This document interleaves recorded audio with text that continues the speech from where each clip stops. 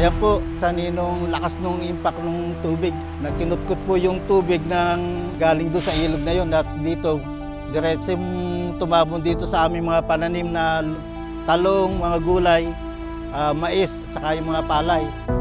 Ang mga pananim ng magsasakang si Mang Jose Padrones, pinadapa at sinira ng nangyaring pagbaha. Hindi po namin inaasahan na babaha dito sa aming lugar.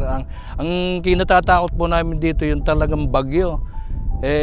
Nung madaling araw po, bigla namang merong humaagos na tubig, umaapaw na po doon sa diki namin na kagagawa lang. Nung sa katagalan po, bigla namang sa kaapaw, napigtas po yung diki namin. Kaya dito po natapat naman sa bukid ko yung agos. Kaya po na-wash out lahat yung tanim namin.